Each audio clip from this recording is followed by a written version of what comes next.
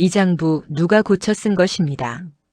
그 말이 떨어지자 사랑채 안이 얼어붙었습니다. 집안 어른들은 서로 눈치만 보았고 젊은 도윤은 아직 그 뜻을 다 알지 못했습니다. 하지만 누군가는 이미 숫자를 바꿔 적고 있었습니다. 쌀 한 섬이 두 섬이 되고 빚 한 장이 집안을 무너뜨릴 칼이 되고 있었다는 것을 말입니다. 그리고 그 한가운데에 말 못하는 며느리 연심이 서게 됩니다. 이곳에 찾아오신 모든 분들, 오늘도 편안한 이야기 시간 되시길 바랍니다. 혼례날 아침부터 그 집 대문 앞은 이상하리만치 조용했습니다. 잔칫집이라면 사람 소리부터 들려야 했습니다. 웃음도 있어야 하고 상차리는 소리도 어수선하게 섞여야 했습니다. 그런데 그날은 누가 숨을 죽인 듯 기침 한 번 크게 하지 못했습니다. 사람들은 마당에 서서 신부가 오는 길만 힐끗힐끗 보았습니다. 구경꾼들도 입을 모아 좋은 날이라 하지 않았습니다. 다들 같은 말을 속으로만 굴렸습니다. 기어이 저 집도 그 꼴이 되었구나. 신랑 집안은 한때 고을에서 손꼽히던 집이었습니다. 벼슬까지는 아니어도 대대로 글 읽는 집안이라 불렸고 마을 사람들도 함부로 대하지 못했습니다. 하지만 체면은 오래 가도 쌀독은 오래 버티지 못하는 법입니다. 몇 해째 흉년이 겹쳤고 전답은 줄줄이 넘어갔습니다. 엎친 데 덮친 격으로 집안 어른이 병으로 쓰러졌고 약값과 장례 비용이 빚으로 남았습니다. 그럼에도 그 집 안주인 조 씨는 끝끝내 남에게 속사정을 보이지 않았습니다. 문풍지 찢어진 것도 안에서 종이를 덧댔고 간장독이 빈 것도 겉에서만 번듯하게 닦아놓았습니다. 곳간 문은 늘 잠가두었습니다. 사람들이 보기에는 아직도 쌓인 곡식이 많은 줄 알았습니다. 실은 쥐 한 마리가 뛰어가도 소리가 울릴 만큼 비어 있었습니다. 그런 집에 며느리가 들어오게 된 것입니다. 신부는 말이 없다는 소문이 돌았습니다. 정확히는 말을 못한다고들 했습니다. 어릴 때 열병을 앓은 뒤 목소리를 잃었다는 말도 있었고 원래부터 입이 무거운 아이라 소리내는 법을 놓쳤다는 말도 있었습니다. 이름은 연심이었습니다. 그녀의 친정도 넉넉한 집은 아니었습니다. 아버지는 아전 밑에서 서류 심부름을 오래 했으나 몸을 망쳐 일을 놓았고 어머니는 바느질로 근근히 집을 이었습니다. 가난한 집딸이 사정 어려운 집으로 시집가는 일은 낯선 일이 아니었습니다. 그런데도 사람들이 수군된 이유는 따로 있었습니다. 그 혼사가 좋은 뜻으로 맺어진 것이 아니었기 때문입니다. 신랑 강도윤의 어머니 조 씨는 끝까지 반대했습니다. 말 못하는 며느리를 들이면 집안 운이 더 기운다며 밖으로는 점잖게 웃고 안으로는 이를 갈았습니다. 하지만 빚쟁이들이 들이닥친 뒤로 사정이 달라졌습니다. 혼수를 바라볼 형편은 아니었으나 연심의 친정에서 쌀 두 섬과 배 몇 필 그리고 장차 갚겠다는 차용 문서를 혼사와 함께 내놓았습니다. 체면을 산 것입니다. 조 씨는 그 종이를 받아들고 며느리를 맞았습니다. 좋아서가 아니라 급해서였습니다. 연심은 가마에서 내려 대문턱을 넘을 때까지 한마디도 하지 않았습니다. 사람들은 혀를 찼습니다. 고분고분한 것이 아니라 벙어리라서 그렇다 했습니다. 그러나 연심의 눈은 생각보다 맑고 빠르게 움직였습니다. 누가 어디에 서 있는지, 어느 상 위에 무엇이 모자라는지, 누구 표정이 어떻게 굳는지 한 번 훑고는 다 기억하는 눈이었습니다. 첫날부터 시집살이는 매서웠습니다. 조 씨는 대놓고 무시하지는 않았습니다. 오히려 더 조용히 괴롭혔습니다. 밥상 앞에서는 반찬 그릇을 며느리 쪽으로 늦게 밀었고 손님 앞에서는 이 아이는 말수가 적다고 둘러댔습니다. 말수가 적은 것이 아니라 말을 못하는 것 아니냐는 질문이 나오면 그제야 웃으며 살다 보면 다 나아질 일이라고 했습니다. 연심은 고개를 숙였습니다. 억울해도 변명할 입이 없었습니다. 남편 도윤은 나쁜 사람은 아니었습니다. 다만 기운 빠진 사람이었습니다. 과거 공부를 오래 붙들었지만 집안 형편이 무너지면서 책장을 넘길 때마다 빈 문서가 더 또렷이 보이는 사람이 되었습니다. 아내를 아끼지 않는 것은 아니었으나 늘 한 발 물러서 있었습니다. 어머니 눈치를 보았고 집안 사정을 핑계 삼아 모든 것을 미루었습니다. 연심은 그런 남편을 원망만 할 수는 없었습니다. 그도 한가운데 묶여있는 사람이었기 때문입니다. 며칠 지나지 않아 연심은 시집곳간에 들어갈 기회를 얻었습니다. 조 씨가 허리를 삐끗해 잠시 자리를 비운 날이었습니다. 곳간 문을 열자 곰팡이 냄새부터 올라왔습니다. 쌀자루는 위아래가 뒤섞여 있었고 콩과 조가 구분 없이 놓여 있었으며 오래된 곡식부터 내어야 하는데 새로 들인 자루가 앞자리를 차지하고 있었습니다. 밑바닥에는 습기가 찼고 말라야 할 곡식은 눅눅하게 숨을 죽이고 있었습니다. 비어있는 줄만 알았던 곳간은 완전히 빈 것은 아니었습니다. 다만 있는 것도 썩혀 없애는 중이었습니다. 연심은 그날부터 틈만 나면 곳간을 들여다보았습니다. 혼자서는 무거운 자루를 다 옮길 수 없으니 아이 종 하나를 손짓으로 불렀습니다. 처음에는 아무도 그 뜻을 알아듣지 못했습니다. 그러자 연심은 바닥에 손가락으로 간단한 모양을 그려 보였습니다. 젖은 자루, 마른 자루, 먼저 써야 할 것, 뒤로 보내야 할 것. 말은 없었지만 뜻은 분명했습니다. 아이 종이 고개를 끄덕였습니다. 연심은 자루를 다시 세우고 쥐가 파먹은 구멍을 막고 습기 찬 바닥에 볏짚을 새로 깔았습니다. 쌀을 헤아릴 때는 손바닥과 돌멩이로 표시를 남겼습니다. 한 자루를 열면 작은 돌 하나, 반 자루를 퍼내면 콩 한 줌. 그것을 조그만 나무 상자에 따로 모아 날마다 양을 맞추었습니다. 누가 가르쳐 준 것도 아니었습니다. 친정에서 어머니가 바느질감과 쌀을 아껴 쓰는 모습을 평생 본 덕이었습니다. 한 달쯤 지나자 조 씨가 먼저 이상함을 느꼈습니다. 분명 바닥이 드러날 줄 알았던 쌀독이 생각보다 오래 버텼기 때문입니다. 전에는 아침 저녁으로 퍼내다 보면 열흘도 못 가 허전해졌습니다. 그런데 이번에는 같은 식구가 먹는데도 속이 쉽게 비지 않았습니다. 조 씨는 의심부터 했습니다. 며느리가 빼돌리는 것이 아니라면 이럴 수가 없다고 여겼습니다. 그래서 한밤중에 몰래 곳간 문을 열어보았습니다. 그 안은 전보다 훨씬 정갈했습니다. 앞줄에는 먼저 써야 할 자루, 뒷줄에는 오래 둘 자루가 놓여 있었고 젖은 곡식은 따로 말려놓았습니다. 바닥에는 쥐똥이 사라졌고 자루 옆에는 작은 나무 상자가 놓여 있었습니다. 그 안에는 돌멩이와 콩알이 무슨 장난처럼 나뉘어 들어 있었습니다. 조 씨는 그 뜻을 몰랐습니다. 다음 날 연심이 그 상자를 들고 쌀독과 자루를 번갈아 가리키며 손가락을 접었다 폈다 하자 그제야 아랫사람 하나가 알아차렸습니다. 며느리가 곡식 나간 양을 세는 것이옵니다. 조 씨는 잠시 말을 잃었습니다. 말 못하는 며느리가 입 대신 손으로 셈을 하고 있었던 것입니다.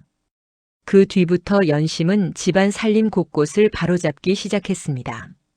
장독대 소금이 새는 것도 고쳤고 배틀 앞에 쌓인 헝겊 조각도 버리지 않고 이어 쓸 수 있게 정리했습니다. 남은 겨를에는 마당 한켠에 무와 배추를 더 심었습니다. 작은 절약이 큰 체면보다 먼저라는 것을 그녀는 이미 알고 있었습니다. 그러나 그런 며느리를 반기는 사람만 있었던 것은 아닙니다. 집안의 먼 친척인 박서방이 자주 드나들기 시작한 것입니다. 그는 조 씨에게 빚을 대신 돌려막는 수완이 있다며 늘 입이 번지르르 했습니다. 사실은 집안 사정을 더 기울게 만든 장본인이었습니다.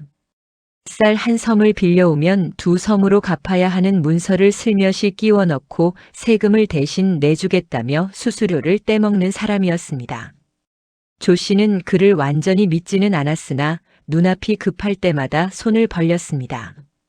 박서방은 연심을 못마땅하게 여겼습니다.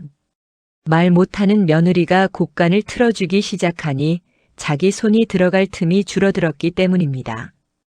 그는 은근히 조 씨를 부추겼습니다. 며느리가 말은 못해도 속은 영악한 것 같다고 했습니다. 친정에서 쌀 2선 보낸 것이 큰 은혜라도 되는 양집안 물줄기를 다 쥐려 한다고 했습니다. 조 씨는 겉으로는 아니라고 하면서도 속으로는 그 말이 걸렸습니다. 체면을 잃은 집안은 작은 도움도 큰 빚처럼 느껴지는 법입니다. 게다가 마을 안에서는 다른 소문도 돌기 시작했습니다. 연심이 낮마다 관아 근처 골목으로 간다는 말이었습니다. 누가 보기에는 아전 하나와 눈짓을 주고받는 것 같다고도 했습니다. 누가 보기에는 친정 빈문서를 숨기려 한다고도 했습니다. 실은 그런 일이 아니었습니다. 연심은 친정아버지가 예전에 쓰던 버릇대로 문서를 접는 방식을 익혀두었고 집안에 돌아다니는 빈문서들 가운데 이상하게 날짜와 액수가 맞지 않는 것이 있다는 것을 발견했습니다. 말을 못하니 따져 물을 수도 없었습니다. 그래서 직접 관아 앞 서리방 근처에 가 글 읽는 아전에게 종이 한 장을 내민 것입니다. 그 종이에는 서툴지만 분명한 글씨로 같은 빚이 2번 적힌 듯하니 장부를 확인해 달라는 뜻이 적혀 있었습니다. 연심은 글씨를 잘 쓰지는 못했습니다. 하지만 읽고 베껴보는 정도는 어릴 적 아버지 옆에서 배워두었습니다. 아전은 처음에는 웃었습니다. 벙어리 며느리가 장부를 따지러 왔다고 여긴 것입니다. 그러나 종이를 펴본 뒤 표정이 달라졌습니다. 정말로 액수가 이상했기 때문입니다. 박서방은 이 집 빈문서를 가지고 몇 차례나 액수를 부풀려 제작성한 흔적이 있었습니다. 관아 기록과 맞지 않는 부분도 보였습니다. 아전은 정식으로 불러 조사하면 일이 커질 수 있다고 했습니다. 연심은 잠시 망설였습니다. 집안 체면이 무너질까 두려웠습니다. 하지만 그대로 두면 집안은 더 깊은 수렁에 빠질 것이 분명했습니다. 그녀는 고개를 끄덕였습니다. 조사는 시작되었습니다. 그런데 세상일이란 진실이 먼저 퍼지는 법이 없었습니다. 소문이 먼저 달렸습니다. 며느리가 시댁을 팔아먹으려 관아에 드나든다. 말 못한다고 불쌍한 척하더니 뒤로는 장부를 넘긴다. 아전과 내통해 시댁 재산을 친정으로 돌리려 한다. 말이 말을 낳고 사람들은 더 자극적인 쪽으로 귀를 기울였습니다. 조 씨는 얼굴이 화끈거렸습니다. 평생 지켜온 체면이 며느리 하나 때문에 흙바닥에 떨어지는 것 같았습니다. 그날 저녁 조 씨는 연심을 안방으로 불렀습니다. 도윤도 함께 앉아 있었습니다. 조 씨는 참았던 말을 쏟아냈습니다. 내가 우리 집 살림을 만진 것까지는 눈 감아주겠다. 하지만 관아에 드나들며 집안 망신을 시킨 것은 도저히 못 참겠다. 내 입으로 말도 못하면서 뒤에서 무슨 짓을 꾸미느냐. 연심은 2손을 모으고 종이 한 장을 내밀었습니다. 거기에는 박서방이 바꿔 쓴 것으로 보이는 액수와 날짜, 관아 장부와 다른 부분이 적혀 있었습니다.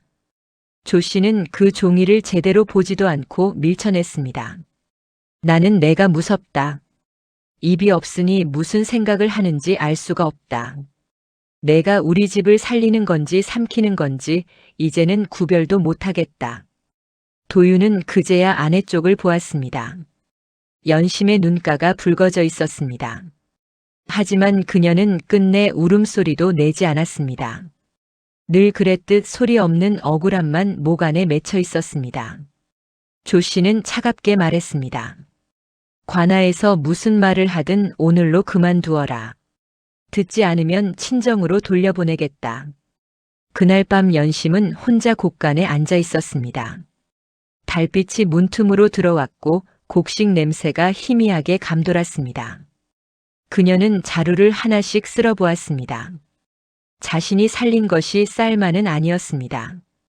이 집이 겨우 숨을 붙이고 있는 시간, 식구들이 버티는 하루, 그 체면 뒤에 숨어있는 허기를 모두 붙들고 있었습니다. 그런데도 아무도 그것을 알아주지 않았습니다. 도윤이 늦게 찾아왔습니다. 그는 한참 서 있다가 작게 말했습니다. 내가 미안하오. 그 한마디는 늦었지만 거짓은 아니었습니다. 연심은 남편을 바라보다가 작은 나무 상자를 내밀었습니다. 돌멩이와 콩알이 든 상자였습니다. 도윤은 한참 뒤에야 그것이 무엇인지 깨달았습니다. 내가 이 집을 버틴 셈이구나. 그는 처음으로 아내의 손을 두 손으로 감쌌습니다. 하지만 그 밤의 위로로 모든 것이 풀리지는 않았습니다. 며칠 뒤 박서방이 먼저 움직였습니다. 그는 조 씨 앞에서 오히려 자신이 억울하다고 떠들었습니다. 말 못하는 며느리가 글 몇 자 적는다고 사람 죄인을 만들 수 있느냐고 했습니다. 관아 장부도 아전이 잘못 베낀 것일 수 있다며 소리 높여 변명했습니다. 그리고 결정적인 말을 꺼냈습니다. 그 며느리 관아 앞에서 자주 보았으니 누가 압니까? 집안 살림을 살렸다는 것도 밖에서 따로 손을 빌린 것 아니겠습니까? 조 씨의 얼굴은 새파래졌습니다. 가족 안의 불신에 바깥 소문이 덧붙자 견디기 어려웠습니다. 결국 조 씨는 연심의 짐을 싸라고 했습니다. 정식으로 내쫓는다고 말하지는 않았습니다. 잠시 친정에 다녀오라 했습니다. 하지만 모두 알았습니다. 그 말이 사실상 쫓아내는 말이라는 것을. 연심은 작은 보퉁이를 쌌습니다. 자기 옷 몇 벌과 바늘쌈지 하나, 그리고 늘 쓰던 작은 종이 묶음만 챙겼습니다. 곳간 앞을 지나며 그녀는 마지막으로 뒤를 돌아보았습니다. 그때였습니다. 관아에서 사람이 들이닥친 것은 아전 둘과 포졸 하나가 대문 안으로 들어섰습니다. 마을 사람들은 금세 모였습니다. 숨기고 싶던 체면이 가장 보기 싫은 모양으로 마당 한가운데 펼쳐졌습니다. 아전은 빈 문서를 펼쳤습니다. 박서방 이름이 적힌 차용 문서, 그가 대신 써주었다는 상환 기록, 그리고 관아 원장부가 차례로 놓였습니다. 같은 날짜의 빚이 2번 적혀 있었습니다. 없는 이자를 붙인 흔적도 있었습니다. 문서를 다시 쓴 먹빛이 군데군데 달랐습니다. 아전은 분명히 말했습니다. 이 사실을 먼저 짚어낸 이는 이 집 며느리 연심입니다. 그녀가 아니었다면 이 집은 없는 빚까지 뒤집어 쓰고 전담 마지막 한 떼기마저 잃었을 것입니다. 마당은 갑자기 조용해졌습니다. 사람들이 수군대던 입이 한순간 닫혔습니다. 박서방은 얼굴이 일그러졌습니다. 끝까지 발뺌했지만 관아 기록이 버티고 있으니 더는 물러설 데가 없었습니다. 포졸이 그를 붙잡아 세웠습니다. 그때 조 씨의 손이 가늘게 떨렸습니다. 그녀는 처음으로 며느리 쪽을 똑바로 보았습니다. 연심은 짐보퉁이를 든 채 그 자리에 서 있었습니다. 쫓겨나기 직전의 사람처럼 초라하게 서 있었지만 마당 한가운데서 가장 고든 사람도 바로 그녀였습니다. 조 씨는 입술을 달싹였으나 곧 말을 잇지 못했습니다. 평생 남 앞에서 먼저 잘못을 인정해 본 적이 없는 사람이었습니다. 그런데 그날은 아무 말도 변명이 되지 않았습니다. 도윤이 앞으로 나와 보퉁이를 받아들었습니다. 그리고 사람들 앞에서 분명하게 말했습니다. 제 아내는 이 집을 해치려 한 적이 없습니다. 오히려 우리 모두가 외면한 것을 홀로 붙들고 있었습니다. 제가 늦게 알아보았습니다. 그 말에 조 씨의 어깨가 푹 꺼졌습니다. 마을 사람들 앞에서 아들이 어머니를 거스른 것이 아니라 진실이 체면을 이긴 순간이었습니다. 그날 이후 집안은 한동안 더 조용했습니다. 하지만 그 침묵은 전의 침묵과 달랐습니다. 예전에는 숨기는 침묵이었다면 이제는 돌아보는 침묵이었습니다.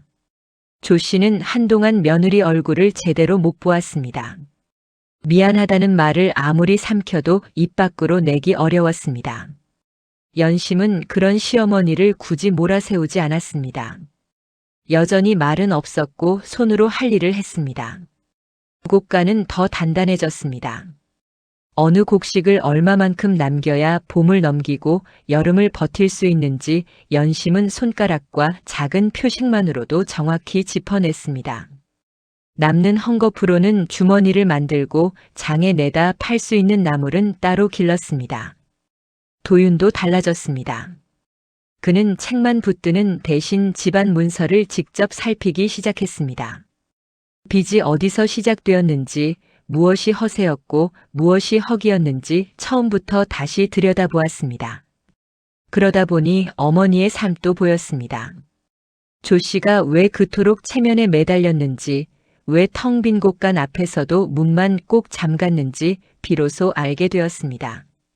체면이 밥을 먹여주지는 못해도 체면마저 잃으면 사람들이 등을 돌린다는 두려움이 그 여자를 붙들고 있었던 것입니다. 어느 늦은 저녁 조 씨는 연심을 부엌으로 불렀습니다. 불씨가 약하게 남은 아궁이 앞이었습니다. 조 씨는 한참을 머뭇거리다가 낡은 비단 주머니 하나를 내놓았습니다. 안에는 아주 오래된 은비녀 하나가 들어 있었습니다. 제 시어머니에게 받은 것이다. 집안이 기울고 나서는 이것마저 팔까 여러 번 생각했다. 그런데 팔지 못했다.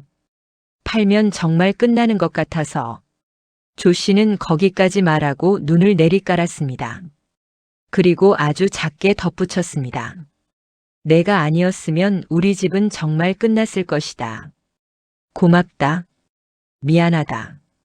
연심은 가만히 그 말을 들었습니다. 그녀는 비녀를 다시 주머니에 넣어 조 씨 손에 쥐어주었습니다. 그리고 자기 가슴을 한번 짚고 다시 시어머니 쪽을 가리켰습니다. 조 씨는 그 뜻을 단번에 알아듣지 못했습니다. 도윤이 옆에서 작게 웃으며 말했습니다. 이 집 물건은 어머니가 간직하시라는 뜻 같습니다. 그리고 마음은 이미 받았다는 뜻도요. 조 씨는 끝내 울음을 보였습니다. 소리내어 우는 울음이 아니었습니다. 평생 눌러놓았던 것이 그제야 조금 무너지는 얼굴이었습니다. 그 뒤로도 세상이 하루아침에 달라지지는 않았습니다. 말 못하는 며느리를 좋게 보는 사람도 있었고 여전히 흉보는 사람도 있었습니다. 하지만 더는 함부로 벙어리라고 부르지 못했습니다. 누구보다 집안을 살핀 사람, 없는 빚을 밝혀낸 사람, 쫓겨날 자리에서 오히려 집을 지켜낸 사람이었기 때문입니다. 몇 달 뒤 봄장이 크게 서는 날이 왔습니다. 조 씨는 처음으로 연심을 데리고 함께 장에 나갔습니다. 전에는 사람들 눈이 무서워 며느리를 집에 두고 다녔습니다. 그날은 달랐습니다. 누가 묻자 조 씨가 먼저 말했습니다. 우리 며느리다. 집안 살림을 가장 야무지게 하는 사람이다. 그 말은 큰 소리도 아니고 요란한 칭찬도 아니었습니다. 하지만 연심에게는 그 어떤 잔치 소리보다 또렷하게 들렸습니다. 연심은 잠시 걸음을 멈추었습니다. 그리고 조용히 웃었습니다. 목소리는 없었지만 그 웃음만으로도 마음이 어디쯤 와 있는지 알 수 있었습니다. 사람들은 흔히 집안을 살린 사람이 누구냐고 물으면 큰돈을 끌어온 사람이나 힘센 남자를 먼저 떠올립니다. 그러나 어떤 집은 남이 듣지 못하는 침묵과 아무도 알아주지 않는 손끝에서 겨우 다시 일어섭니다. 쌀 한 되박을 아끼는 마음, 거짓 문서 한 장을 그냥 넘기지 않는 눈, 억울해도 끝내 무너지지 않는 인내. 그런 것이 모여 집 하나를 버티게 합니다. 연심은 끝내 말을 얻지 못했습니다. 그러나 그 집에서는 누구보다 많은 말을 남긴 사람이 되었습니다. 입으로 한 말이 아니라 살림으로 남긴 말, 버팀으로 남긴 말, 끝내 사람의 마음을 돌려낸 말이었습니다. 그래서 훗날 그 집 이야기를 아는 사람들은 이렇게들 말했습니다. 그 집 곳간을 살린 것은 쌀이 아니었다고. 한 번도 제 억울함을 크게 떠들지 못한 한 며느리의 깊은 마음이었다고.